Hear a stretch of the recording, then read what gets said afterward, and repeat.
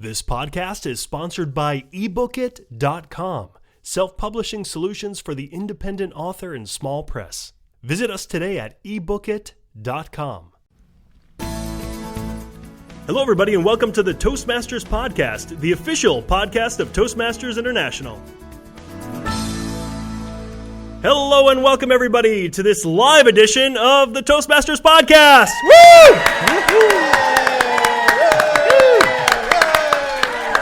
Listen to that. It is great to see so many empty chairs here that made it. Ryan, welcome. Thank you. Thank you, Bo. We're going to be starting off this live edition speaking with a familiar guest of the Toastmasters Podcast. And Ryan, do you want to give a quick introduction? Yes, our guest is none other than the immediate past president of Toastmasters International, Mr. Gary Schmidt. Gary! Welcome, Gary. Thank you very much. Pleasure it's good to have you back, Gary. Thank you. It's been about a year since we last spoke on the podcast. Yes. That's right. When you were first on, when you first became president, and we just found out, maybe many of you don't know this, but Gary officially became the immediate past president as of this morning. At the business correct, meeting. yes. Woo! How do you feel? That's the first question. How do you feel? I feel great. Yeah. Yes. But it was all worth it, of course. It was absolutely worth it. Yeah. Every minute of it. Okay, we want to hear about your favorite moment. What was your favorite moment being the president? There are many memorable moments, from chairing the board of directors and making wonderful decisions that I hope you agree with are going to set our organization on a strong path forward to the future, as well as visiting districts, which is another opportunity for the president, going to District 69 in Australia, which was awesome, and visiting Iowa and Wisconsin, Colorado, South Carolina, California. Other places too. I don't want to offend anyone. They were all fantastic visits to meet Toastmaster members and talk about the great program. So what kind of commitment is it to be a president? How much time was taken out of your schedule? How much time was left in your schedule? Yeah. It was probably about 40 to 50 hours a week, every week, volunteer. In addition, I had a paid job, which was 40 to 50 hours a week. But it was one short year of my life, and it was well worth the time because you improve your own skills while helping others in the organization. Wow. No regrets. I was thinking of that earlier, Gary. I was talking with someone who was going to be a district governor this year and said he's thinking of it as almost like getting an MBA. And I figured, gosh, with Gary, this must be like an MBA to the 10th power. What would you say was the most important thing you learned about leadership that you wouldn't have learned if it hadn't been for this past year? You learn so much at every level of leadership in Toastmasters, not just being international president, but being a club president or an area governor or a district governor. What enhanced skills I learned this year was in particular that it's all about people and how you make people feel. Really, ultimately, that's how you lead others, is by touching their heart. And I hope I've done that for you this year. It's touched my heart being able to be your president, and simply to help people get what they need and what they want, and ultimately it helps you get what you need and what you want. You've touched my heart, Gary. Mine too. My gosh, I'm melting. Yes. Did Gary ever answer my question, or did he dodge that one about how much time he spent? I answered that. No, he did. 40 to 50 hours a week. You just weren't listening, Bo. All right. Yeah. Sorry, I was. You should join a group called Toastmasters, Bo. That Communication might skills is more than Yes. just speaking; it's listening as well, folks. Absolutely. There's a lesson for you. Yes. All right. Yes. Well, we have some more questions for Gary, but how about our audience? Do you guys have any questions for Gary? Remember, he just. Oh, look at this. All right. Our Well, why hands don't are shooting you up. come up to the mic, you sir? Come on first up to the mic. Say your name, where you're from, and ask away. All right, I'm Jack Schmidt from Long Beach, New York. I mean, this is my most embarrassing moment. From Long Beach, California, that is. And I belong to Club 8771. And my basic question is, what do you do on a daily, day-to-day basis as president? Just give us an idea. I know it changes over time as different things happen, but on a normal day-to-day basis. The day-to-day basis is being in touch with Dan Rex, the executive director, to talk about operational issues. And while that's not a function of the board, certainly the president needs to be engaged in knowing what's going on at world headquarters and with our members and districts. I get a ton of emails from everyone all over the world. My email is public, which I'm glad of that. But club presidents asking for a welcome message, or perhaps a district leader around the world who I met at some point asking for advice or counsel. And I made it a point to answer every email within 24 hours. And that takes a bit of time, but I was glad to do it. So did you just change your email this morning? in about 2 hours. No, not at all. Not at all. I'm happy to still respond to people if they wish to contact me. Sure. All right. Do you still have a family, Gary? I'm single. I'm not married, but I have parents and my siblings and extended family all throughout Oregon. And an amazing Star Wars collection. Toastmaster. Oh, that's not going to help me get unsingle, is it? Not so much. My Toastmasters family are very important in my life as well. All right. Great. Another question for Gary. Sir, come on up. Your name and where you are from. And then your question. First, my name. My name is Harry Anesiris. I'm from District 46 from Long Island, New York. Gary, before I ask my question, first of all, I'd like to thank you for the year that you served as a president and also for the many years behind that you served in other positions. Now, Thank you. my question, is it okay if I ask two questions? My first question is, out of all the positions you served in the past, which one did you enjoy the most? And my second question is now, what are your Toastmasters plans for the future? Thank you for the kind words. I've enjoyed every leadership experience, but the three that have transformed me the most into a better person were serving as an area governor, district governor, and international president. I felt that I've grown a lot this last year as president, which proves that no matter how far your skills grow, and no matter how far you may reach in the leadership program, there's always something more to learn. And those of you who have known me prior to me being president and after, I hope you've seen the growth because I've definitely seen it in myself. And what I'm doing next, I'm still on the board of directors as immediate past president, and I will do everything I can to support Pat Johnson, our incoming president. And I want to help out at my home district, where I've been a little absent because I've been focusing on serving the organization internationally. But I love helping build new clubs, and I hope to do that in my home district and help my club as well by earning at least 2 educational awards this year, a competent communicator and an advanced communicator bronze. Right on. Right on. Go. All right. Who else had a question? Come on up, sir. Your name, where you're from, and your question. Yeah, my name is Nand Khedkekar, and I am from Club 4792 and 1880 from Founders District and District 1. My question to Gary, you, is how could you manage your personal life while shouldering such a high responsibility of being an international president? Would you give your hints about it? Yes, you learn amazing time management skills, but that's especially true of any leadership role. Most of us have jobs or families or other activities that take our time. And the question you have to ask yourself is, how valuable is it to you to spend the time to be a better person? To me, it was well worth the time I spent this year and in past years. And while I'm single, I don't like when people say, well, you're not married, so you have all this free time. That is not true. I'm just as busy as anyone else with the family and so forth. So you make the time for what's important in your life. And to me, the Toastmasters leadership skills you learn are worth every amount of time you spend on it, and well worth it. All right. Very good. Sir.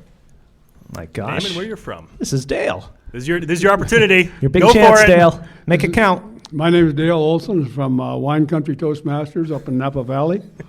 And our club, You said it. our New club club. is still in its infancy. We've celebrated our first anniversary next month on 9/11. And my question to you, Gary, is what kind of a special program could we put on? We're going to invite the commander of our camp to come join us for that day. What kind of a program can we have that would be special on our first anniversary? I would suggest inviting back any members that were at your first club meeting a year ago to highlight some exciting things your club members have done or what your club has achieved in the past year. Invite the media and the press and other local organizations, Kiwanis, Rotary clubs, to come and see what it's all about and just have a really strong meeting to showcase how great your club is. And perhaps invite Gary. He's got some free time. Yeah, yeah. We would love to have Gary, and I might mention that Mike Notaro is from our region, from our area at least. I've been to his club, and Laugh Lovers Club in Oakland. And I also want to say Christine Robinson had the unfortunate experience of being in the same group of David Henderson in the semifinals, and so we knew David was a winner all the way. We all picked him as the winner. That's right. Thank Right you. on. Thank you, Dale. All right. Any more questions for Gary? Yes, come on up. Your name and where you are from. This is Jeopardy. I'm Deb Grin from District 53 in Connecticut. My question for Gary is this. At what point in your career, your Toastmasters career, did you decide the international presidency was for you? Actually, I attended my first international convention 11 years ago in Chicago in 1999. And at that convention, there was an education session about setting goals for your life, your Toastmasters life, but also your life. And the speaker asked everyone to take out a piece of paper and write on the list all the goals you wanted to achieve in Toastmasters. And I didn't know what to write down because I was just a fairly new Toastmaster, and I was kind of looking around and all the things I witnessed. So I just wrote down, I want to be a district governor one day, and I want to be the world champion of public speaking one day, and I want to be international president one day. I put the piece of paper away, and I never saw it again until this year after I'd already become international president. Didn't even realize I'd written it down. But it's kind of amazing how things transpire to work out in your life if you just put the intention out in the universe. Really, though, it was once I had served as international director on the board of Toastmasters when I even thought of running for president and that I could potentially do it. Prior to that, I had no indication, no inkling that I could even do it. Some people encouraged me, and I thought, well, maybe I could do it, and it went from there.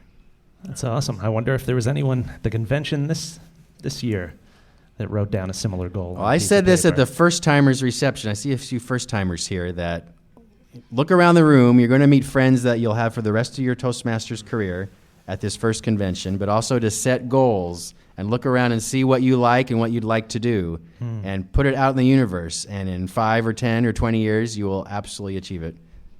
Right on. All right. Right on. Good message. Okay, one more question for Gary. Come on down. We got 2 more. The gentleman in the green shirt, why don't you get on deck? There you go. Come on up.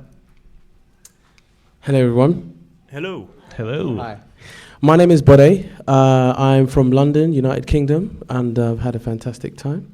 I've met loads of people, and I digress.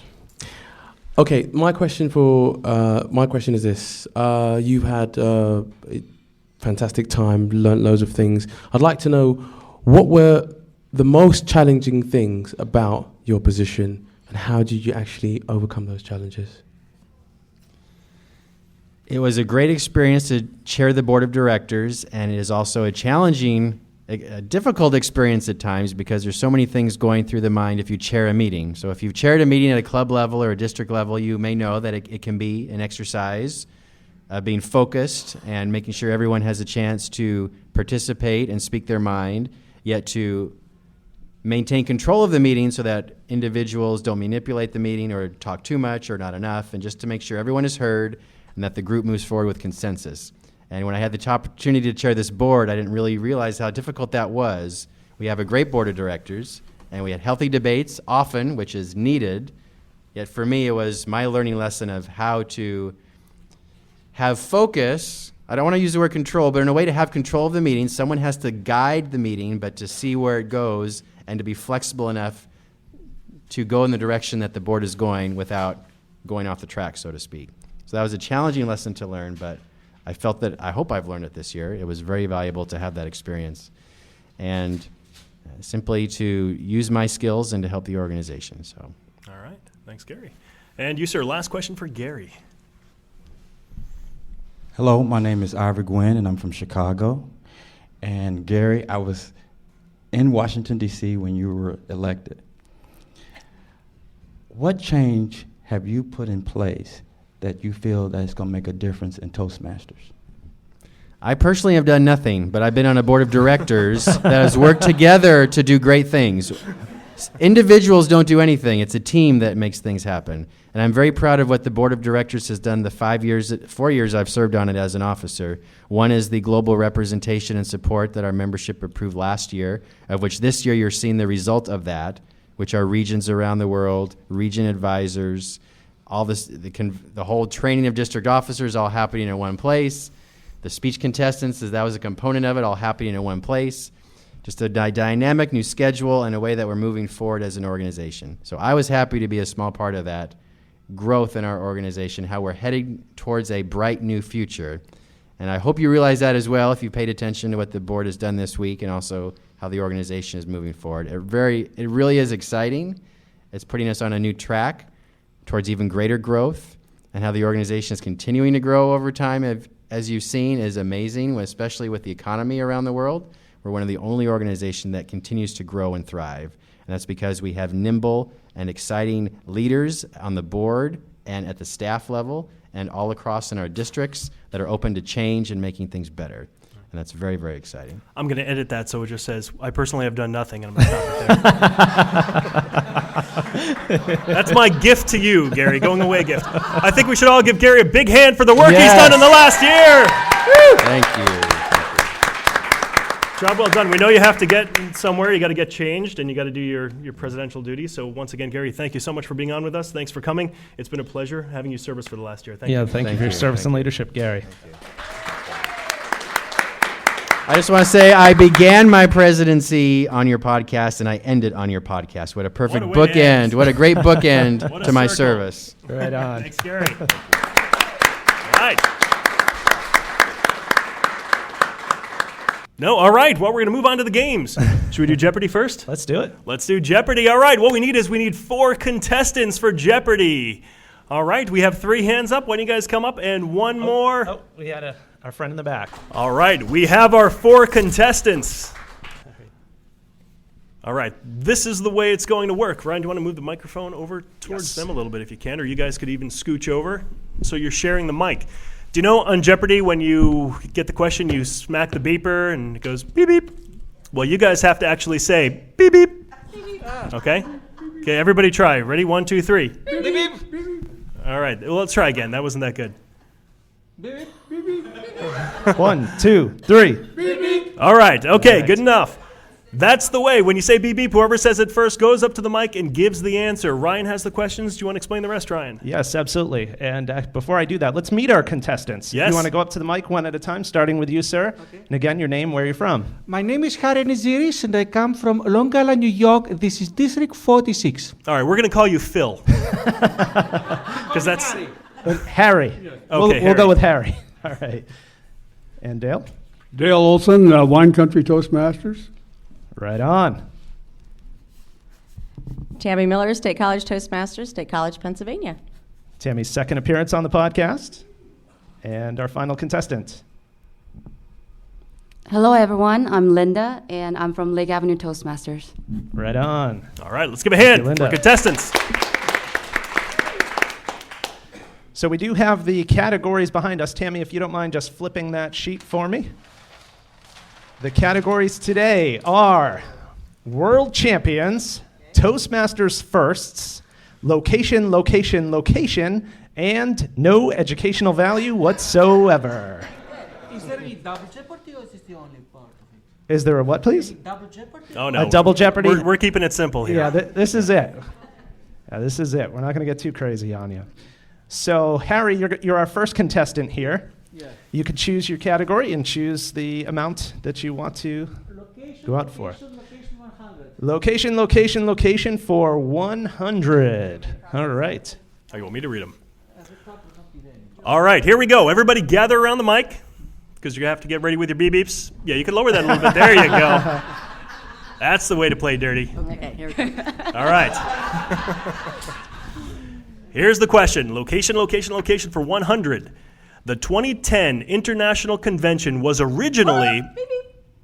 Who was first, Ryan? I think that was Tammy. Sorry, it was a woohoo instead of a beep beep. I'm sorry. All right, we'll accept it. Okay. Where is Sydney, Australia? Great. Well done. Woo! 100 points for Tammy. The question was, the 2010 International Convention was originally planned to be held on this continent. What is... We even just had Australia, but you just went the extra mile. Extra credit. Two Way to extra go. points, whoever's keeping score. All right, 100 for Tammy. So, Tammy, you choose your category and Let's go for the location, value. location, location for 400. For 400. All right. Wow. The question is, this first Toastmasters club outside the U.S. was chartered 75 years ago here. British Columbia, Canada? Nice. Right on. Way to go. Woo! Well done. British Columbia. What? Where is Victoria, British Columbia, Canada? But we'll accept that. Way to go. Location for 300. Oh, that was Tammy. That was Yeah. Tammy. All right. Tammy, you're up again. Location for 300, please. She's trying to clear the board here. You guys got to be faster with the beep beeps. The question is... Or the answer is. The answer, that's right, thank you. The very difficult to pronounce name of last year's conference location. Who was that? Say me again? Mashantucket, Connecticut. Say in the mic so we can hear. Mashantucket, Connecticut. What? She didn't say. Where is? What is? All right, you're one warning. Okay. Yeah, what is or where is Mashantucket, Connecticut? All right. All right. 300 points for Tammy. Okay, next. Let's finish it off. Location for 200. Location for 200, the last question of this category. The mailing address for Toastmasters International is located in this. All right, so that was Linda. Linda? I'm going to take a guess. Mission Viejo, California. You got it. You got it. Well done. But next time, Linda, what is or where is? We'll let you go this time. That was your one pass. Or who is? Or why not? The question. Or what now? If then. All right, forget about it. Just pick the next category. We'll explain it to you later. Deb Gren will tell you when we're done here. Okay. World champs. For 100? 300. I'm not trying to persuade you to go one way or another, but World champs for 300, and the answer is, hailing from Texas, this world champ is bigger than a stream, but smaller than a river. Who Tammy? is David Brooks? Who is David Brooks? 300 points for Tammy. Tammy, you're up again. Let's go for world champions for 400. World champions for 400, and the answer is February. Uh-oh. Disqualified. Disqualification. Cell phones. No, turn it off. Okay, the answer is February is this world champ's favorite month of the year. This takes a little thinking. February is this world champ's favorite month of the year. Can we give him a little hint? Yeah. February 14th is this world champ's favorite day of the year. Craig Valentine. You got it, Harry. All right. Who is Craig Valentine? 300 points. Was that 300? That was for 400 points. Okay, Harry, you're up. Yes, so 200 for the world champs. World champs for 200. And the answer is, this world champ unlocks the door to better public speaking. Jim Key. Who is Jim Key? Harry! And a shout out to Jim Key, who is in the house. Hey, Jim. Jim Key. You made our game. You should be very proud. What you got, Harry? The champs. World champs for 100. The answer is, this world champ will make you laugh. Guaranteed. Beep, beep. Who is Darren LaCroix? I like how Harry doesn't even wait to see if he's the first. He doesn't even wait. He just shouts beeps out and that yells it out. answer. Assertiveness. All right. Who is Darren LaCroix? That is correct. For 100. New category. Okay, no educational value whatsoever. 100. No educational value whatsoever You for got it. 100. Trust me. The answer is, this color of M&M candy is the most recent addition to the pack. Was it? What is blue? That's right. Back to Tammy. Wow. No educational value whatsoever for 400. Same category for 400. And the answer is, Bo and Ryan ate this Italian favorite for lunch today. 400. And do I lose points? Kim's wife in the back knows. I mean, Bo's wife in the back knows. Italian favorite. Yes. What is pizza? What is pizza? Oh, this woman is amazing. And she wasn't even there. Way to go, Tammy. You smell his breath. I would have guessed lasagna. That's my second guess. Yes, but if it was not, who is the... Well, Is there a dispute? Did you want there's to no lodge dispute. a complaint? Hey, I'm here and I ate pizza. No dispute. All right. No educational value for, are 2 and 3 left? 300, please. No educational value whatsoever for 300. The answer is, this is the number of past world champs who are bald since 1999. What is 2? Oh, no. Who's going to beep in next? Beep, beep. Yes. I'll take Dale. 3. No. Quick, beep in. Here's a hint. There's a lack of hair going on in the last 10 years. Five. We're going to accept it. That's right. We weren't sure about Craig Valentine. Craig. No, he's got hair? Well, I don't know. Cuts That's it I think everybody All cuts right. it tight, if you know what I mean. All But we'll accept Good it. job, Linda. Good job. And did someone pick? Did you? Your choice, Linda. You're up. No education whatsoever. No educational value whatsoever for 200 points. Final question in that, or final answer in that category. At 7'4", yes. Who is Mark Eaton? The answer is at 7'4". This is the name of the tallest living mammal in all of Palm Desert today. Who is Mark Eaton? All right, we're down to just one category, 4 questions. Toastmasters firsts. We have 1, 2, 3, and 4 all available. Tammy, you're up. For 400, please. For 400. The answer is, these two handsome, smart, charming young men host the first official pod... Yes. Who are Bo and Ryan? Who are Bo and Ryan? Correct. That was a gimme. Host the first official podcast for Toastmasters International. Tammy? Toastmaster first for 300, please. Toastmaster first for 300. The answer is, the very first Golden Gavel dinner was held in this year. Beep, beep. Yes. 1936. No. Beep, beep. Yes. What is 2010? That is correct. It was a Good job, trick question, and he Harry. got it. This year, right. What or when is 2010? That is because who knows the answer? Who knows why? It was always on lunch. It was always at lunch. It was always at lunch. And chances I will have the inaugural breakfast next year. Maybe snack. Everybody sits down cross-legged on the floor. That'll be kind of neat. All right. Well done. I choose 200 for the first. Toastmasters first for 200. Just that image of everyone sitting cross-legged on the floor sharing a snack. Peanut butter apples. That's if Elmo wins. All right, we're down to 200. The answer is Toastmasters International began at the YMCA in Santa Ana, California in this year. No, you're first. When is 1924? When or what is 1924? Correct. Nice job, Tammy. This is almost no fun with Tammy. I know. No. Toastmaster first. This is the last one. Come on, Dale. Okay. Come on, Dale. For your group, for the wine country Beep, beep. in Napa Valley. Wine country.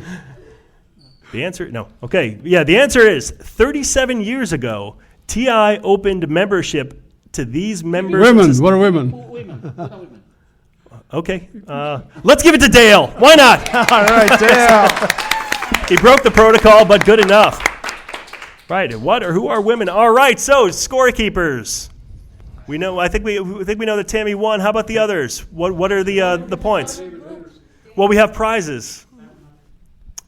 700 to who? To me. To Harry? 700 to Harry. Harry, Linda. 700. Linda had 500. Linda had 500. Good job, Linda. Dale. Dale had 100. And just for argument's sake, Tammy. 2,100. Absolute majority. More than Ryan, do you have the gifts ready? Yes, they are right in front of you, Bo. All right, I'll let you.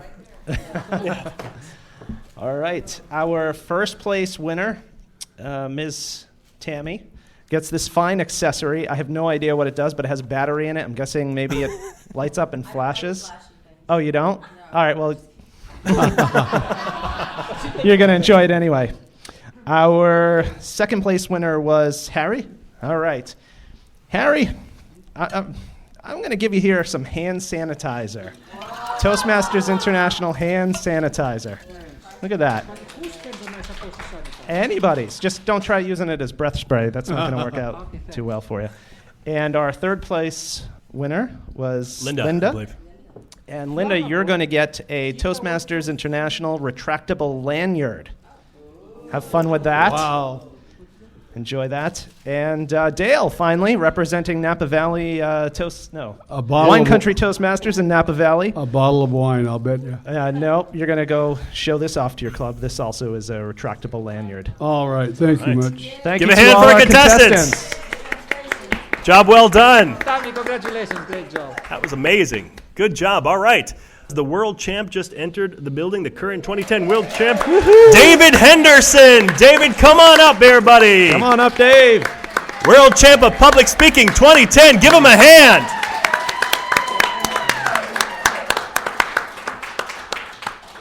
How you doing, man? Good job. Thank you. How are you doing? Congratulations. Thank you very much. Have a seat. Okay. Here's your mic. Sweet. My name is Bo Bennett, in case you don't know me. It's too Have you heard the tall for me. podcast before? You know what? I've downloaded it before, but I don't think I've listened to very many of them before. That's all right. I came into the speech session, but I left. Okay. So, that's not true. I heard the whole thing. This is my buddy Ryan. And I'm Ryan. Hello. Hey, how are you doing, Congratulations, Ryan? Dave. What's going on? Fantastic. Congratulations. The first question Thank is, you. how do you feel? You know what? I don't think it's really set in yet. Yeah. I don't think of myself as someone who's completely mastered all the skills we're supposed to learn in Toastmasters. And so it's funny because I find myself thinking, well, I won, so I can't really say that anymore. You know, I guess I better start having a little bit more confidence. But it feels really good. It's just, it hasn't all set in yet. All right. Well, we took a little informal vote here, and pretty much everybody nailed you as the winner. Did you? Like, clear beforehand. Awesome. So, I mean, it was Awesome. It was great. You did a Awesome. wonderful job. For Thanks. those who weren't fortunate enough to hear the speech, I'm not going to make you repeat it, of course, but can you just tell us pretty much what it was about? Give us the 30-second version. The speech is basically about coping with loss. If you ever love somebody, then you can realize, even if you don't lose them, there's a potential there to lose them. And once it sets in that can happen, the question is, what do you do? And the speech answers that question. What do you do? And I think the question on everybody's mind is, how hot were you in that jacket? The jacket actually wasn't that bad, but, I was so amped up, I don't even know if I would have noticed it. I think it was the hat that actually made me feel really hot. Yeah. David- Go ahead, Ryan. Dave, I want to ask, did you have a place at home picked out for the trophy before you came out to Palm Desert? I mean, honestly, no. I found myself thinking that in each of the competitions, if I could just advance one level, I'd be really happy with that year's competition. Mm-hmm. And this year, I advanced beyond district. I was really happy with that. And then I tried to tell myself at this point forward, I'll write speeches about people that I care about and things I care about. And I'll just try to make it all about feeling that I've represented those issues and those people properly when I get up on stage. And then whatever happens, happens. How long have you been a Toastmaster? I've been a Toastmaster about 3 years. I don't know how close I am to having been one for almost 4 years, but 3 to 4 years. And you've been competing pretty much from the beginning. I didn't the very first year, and to be quite frank, I was too scared to do it the very first year that I joined Toastmasters. I mean, when I joined the first competition that came up, I was too scared to do that one, but then I did the one the following year. Okay. Can you give us a little background of the competition, the speaking competition, the stages? Many people haven't competed. Maybe they just haven't had the nerve to actually jump in and actually do it. But it kind of explained from district all the way up to where you are now. I'm sorry, from the club levels to where you are now, how it went and when your speeches had to change. I think that's a great question for me, and my girlfriend, Josephine, who's sitting in the back, is my witness. I hated my speech so much after the club competition. I had a really hard time getting up the nerve to keep moving forward. I absolutely hated my speech after the club competition. I wasn't satisfied with it. I had no idea how I was going to fix it. And I went through draft after draft after draft after draft, rewriting it before the next level of the competition.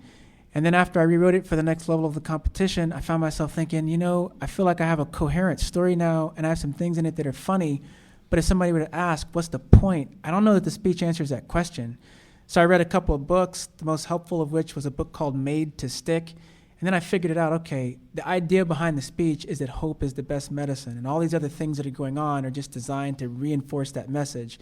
So now I felt good about that speech. But I was like, I don't know how to write another speech that I like as much, and I honestly didn't think I was going to be able to do it. And I can tell you, since I started typing the speech up, this speech went through 11 different typed drafts, and the draft you heard today has actually never been typed up. But before I typed any drafts, I went through 2 complete notebooks of different drafts and different ideas, and that was after I did brainstorming on what to write the speech about. So it's not like it just comes together when you get up there on stage. But the flip side is I think the skills need to be just like that. I think they just need to come up together on stage. I don't agree with the way that a lot of people compete. A lot of people write a speech and they tell themselves, I'm going to become an expert at giving this speech. And all these things that are in the manuals that you're supposed to be learning, they say, I'm going to learn them in the context of giving this one speech and do great in the competitions. When you were in school and you learned a new vocabulary word, you were supposed to use that vocabulary word in your everyday life. So when you take the test, you know what the word means because you use it all the time. With speaking skills, once you learn how to tell a joke, you should be telling jokes in your everyday life. People should look forward to hearing you tell funny stories. That way, when you write your speeches for the competitions, you don't have to rehearse how to tell a joke because you tell jokes all the time. I do think it should work that way. So I do think that you should be able to make adjustments. That trip and fall that happened during my speech was something I came up with yesterday. And honestly, when I did it on stage, I did not know how it was going to turn out. But I think you need to be willing to do that if you want to compete in Toastmasters. Wow, amazing. Your formula worked. So that was 3 different speeches or 2 from start to finish? You mean for this competition? For this competition, all the way from club level to now. How many different speeches did you actually deliver in order to make it to the next level? I think technically I delivered 2 different speeches, but because before today I delivered different drafts of the same speech. But if I showed you the first draft of the speech and the final draft of the speech, you wouldn't recognize them as being the same speech. Okay. Gotcha. Well, Dave, I know we have audience members who are just dying to get up here and ask you some questions. Sure. So if you're open to that, we'll invite audience members to come on up. And Okay. Absolutely. Dale, come on up. Come on up to Once the again, mic, please. Name your club and then go ahead with the question. Dale Olson again, Wine Country. David, I enjoyed your speech very much, and I wondered Thank about you. your friend that had the sickle cell when she was 7. Has sickle cell played another important part in your life, or is that just something that happened that time and now it's no longer part of your life? Well, I have more than one member in my family who's died from sickle cell. Well, the way my family works, sometimes you've got people that you call family, and you don't know if they're technically family or not. But we've known several people over the years who've died from sickle cell. The girl in the speech is actually, the speech is about real people, but it's mythologized. I don't know a better way to say that. We have a girl in my family who died very young. Her name is actually Jackie Gibson.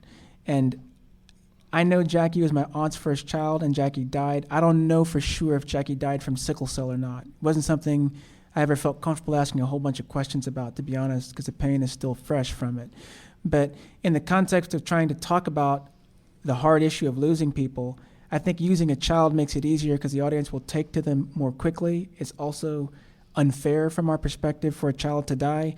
And given that she's an African-American child, I thought the most effective way to do that would be to say she has sickle cell in the context of the speech, and also use the speech as a platform to teach people a little bit about sickle cell. Okay.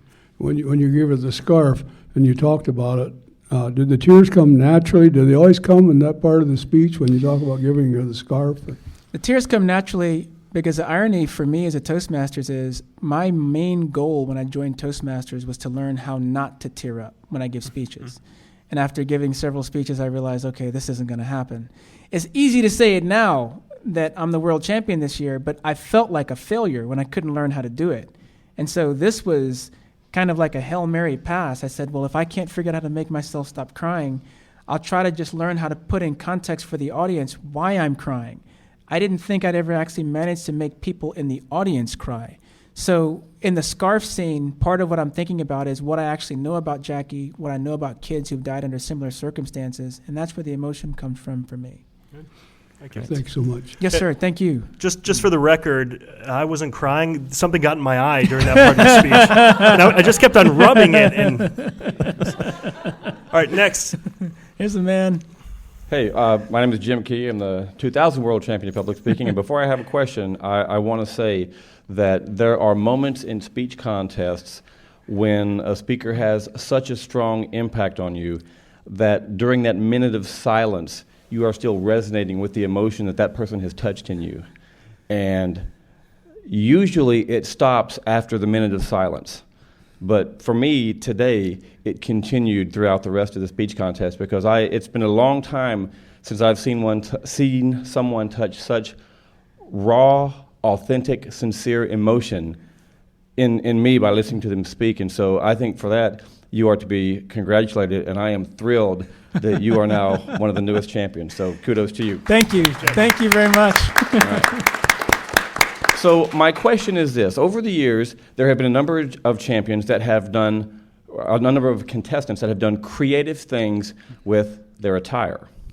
And in some cases, it's not that big a risk. In some cases, it is. But a lot of people are not bold enough to go ahead and do something that might put them out there at risk, even if the payoff is so big. Now, with your attire, you took a bold move, and I think it worked well. But could you talk a little bit about your thought process in deciding whether or not to do that? And do you realize now that your days of anonymity at Toastmasters conventions are over? I think I'm learning that the days of anonymity are over. Oh, yeah. When it comes to using creative ideas like props for a speech, if you were to ask me whether or not I think you should do it, most of the time I'd probably tell you no. But I think that if it's in your nature to do it, you're going to do it anyway, and I think that's the way it should be. I think too many people wait for people to tell them what to do in Toastmasters, and it seems like a lot of people who compete want other people who've won to tell them what to do to win. And if you ask me what my honest opinion is about how you need to become a better communicator, because that's what we're trying to do, not become better speakers, become better communicators. By the time you finish your Competent Communicator Manual, you should have a sense of what your style is. And then you should take that style and you should go with it, and you shouldn't listen to anybody who tells you not to. And at the end of the day, maybe the world doesn't like your style. I honestly thought people might really hate this speech today. It's easy to say now that I've won that it's good. I really thought people may have laughed me off the stage with some of the things that I did. I like mythologies. I like stories where they have exaggerated characteristics, but at the same time, they still feel real. I love all the Pixar movies because the Pixar movies do that. Up is a movie about aging and loss. And yet you got these dogs running around that can talk because there's this collar that translates their barking into actual words. I like things like that. I like using things like that in my speeches. Irony is I don't like antics in my speeches. The reason why I use children is because I think children's do things involving antics, but kids actually make airplane noises and machine gun fire. Adults don't do that. I'm fine with a child doing that in a speech, but once you decide to do that in a speech, then you've got to sell them on the fact that you're a child doing it. And you know, bomber jacket really isn't enough. A kid would want like a pair of goggles or a little hat or some type of cool badge or a plastic gun. But again, if you were to ask me basically whether I think it's a good idea, I think it's a huge risk. And the one rule I have is if you're not going to use it in the speech, then don't take it up there. And personally, if you can't keep it on your person, I say don't take it up there.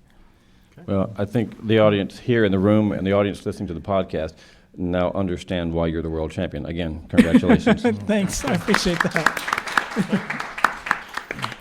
All right, we got time for about 2 more questions, so come on up. Name, where you're from. Frank Lev, South Korea. What do you do with a world championship speech after it's done? Do you keep giving it? Do you go to high schools? Do you... What's the future of your speech now? You know, for me, this is the first speech competition where I've given a couple of speeches that I don't mind giving again. The speeches that I've given before, I'm actually not happy with to the point of being embarrassed about them.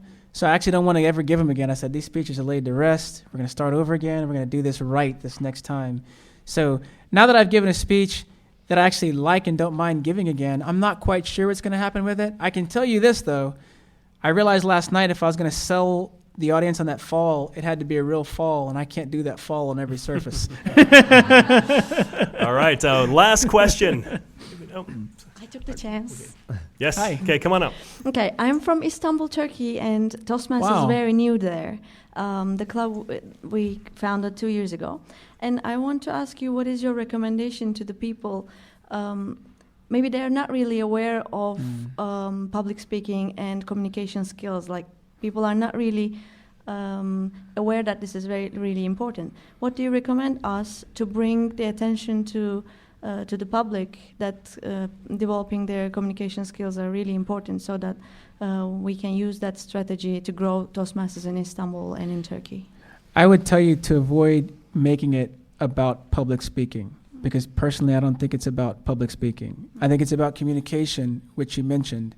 And I think that communication comes up mainly in the context of relationships. So I would identify the relationships that most of the people you want to recruit to your organization are a part of. And I'm talking about, I don't know what it's like between fathers and sons, fathers and daughters, mothers and daughters, where you're from. But I would give some serious thought to ways in which communication affect those issues. And then don't tell them you're going to learn how to give speeches. Tell them you're going to learn how to improve at these communicative issues. And I think that's the way you recruit people to your organization. Okay, great. And you had one more question. I know you're very desperate, so come on up here, ask your question. We could go one more minute. I just had to come up and say that I am proud to bear the last name Henderson. Awesome. And I have no idea if there's any kind of, relationship. And I would certainly also like to add that I would definitely not want to be someone who's accused of something that you're prosecuting. And my question for you would be, do you picture, I love the comments and how with every chance that you've had to say something to us, you've taught us something else. Thank you. And I really see that you have a brilliant ability to take 3 sentences and you've touched my heart in a very profound way. Thank and you. I would love to ask you to think about and to ponder how you're going to continue using this gift to share with us in the future. Thank you very much. Was that a question or just? No, I want an answer. Oh, I see. I want an How to answer. use it in the future. Yeah. There are several different things I've thought about with regard to where to move forward. Because for me, because of the fact that I've just learned how to do these things, I feel like this is the very beginning, not the end of a very long journey. I would like to learn how to use communication in a way that's completely healthy and beneficial. I don't always feel that way about the practice of law. There's a very destructive aspect to the practice of law, and there's no way to eliminate that in the culture of practicing law. I like the idea of public health. I like the idea of using my speech in the context of teaching people more about religion. I'm Christian, and teaching them more about how to live their lives more effectively. I don't know exactly what that will translate into, but I do believe I can write better speeches than the ones that I've given in the competition so far because of the things that I've learned in the competition so far, not the least of which is that people are not going to absolutely hate ideas I was afraid that they might well absolutely hate. All right. Let's give David another round of applause. Yes. Thanks. Job well done. All right. And closing it up, thank you guys very much for joining us for this live edition. Thank you, David. It was a pleasure and congratulations. Congratulations to you. Awesome Thank you victory. very much. Thanks, everybody, for coming. We really appreciate it and hope you listen to our podcast. See you next time. See ya.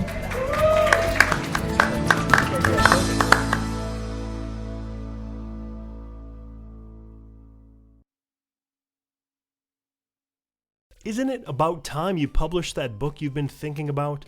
We can help with that. At ebookit.com, we've been providing authors and small presses with ebook publishing services since 2010. Visit us today at ebookit.com and let us know how we can help you.